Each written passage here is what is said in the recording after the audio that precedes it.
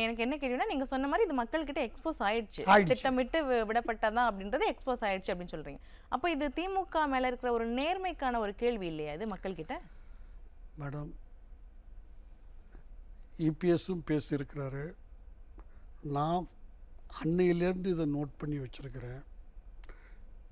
அந்த கட்சியினுடைய தலைவர், இப்போ முதலமைச்சர், அசெம்பிளியில் யாருமோ நீங்கள் பார்த்தீங்களான்னு எனக்கு தெரியாது.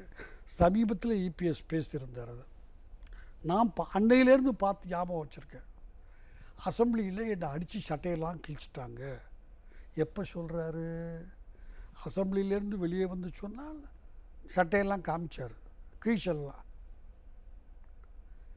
காரில் ஏறி போயிட்டு ஒரு 20 நிமிஷம் கழித்து காரில் திரும்பி வந்து பாருங்கள் சட்டையெல்லாம்.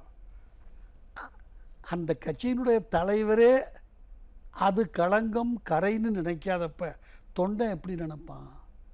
ஆகா, நாமளும் இதை மாதிரி செய்தால் தான் அடுத்த எம்எல்ஏ ஆகலாம், அடித்து உடைச்சோம்னாங்கிற எண்ணம் வரும். அதுதான் வந்திருக்கு. தலைவர் எப்படியோ அது மாதிரி தான் கீழே இருக்கிற தொண்டர்களும் அப்படித்தானே இருக்க முடியும். வேற எப்படி இருக்க முடியும் உங்களுக்கு? அதனால இல்ல, இந்த ஒரு திட்டமிடல் எதுக்காக அப்படின்னா, இனிமேல் இந்த ஒரு இந்த ஒரு பிரச்சனையை காரணம் காட்டி கோர்ட்ல இதுக்கு மேல இந்த மாதிரி பிரச்சாரம் பண்ண அனுமதி அளிக்க முடியாது அப்படின்ற ஒரு தீர்ப்பு வாங்கலாம். அப்படி முடியவே முடியாது மேடம். என்ன இப்போ ஒரு உயிரை மதிக்காம ஆம்புலன்ஸ் கூட வழிவிட மாட்டேன்றாங்க. நீ பார்த்துக்க வேண்டியது உன் பொறுப்பு.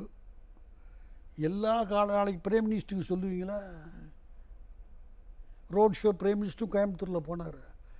இவர் சிஎம் போகிறார் ரோட் ஷோ, சொல்லுவீங்களா? அவங்க போகிறப்பெல்லாம் ஒரு ஆம்புலன்ஸ் வர்றது இல்லையே. ஆமாங்க, வேணான்னு இது வேணும்னு பண்ணது. அங்கே பகச்சிக்க அவங்க சிஎம் பகச்சிக்க விரும்பலை. பிஎம் அவங்களுக்கு தெரியும் எங்கெல்லாம் வாழை ஆட்டலான்னு தெரியும். வாழை நறுக்கிடுவோம் ஒட்டன்னுட்டு அங்கே ஆட்டல. அதனால் அதை மாதிரிலாம் எந்த ஜட்ஜும் அப்படிலாம் ஆர்டர் கொடுக்க மாட்டாங்க.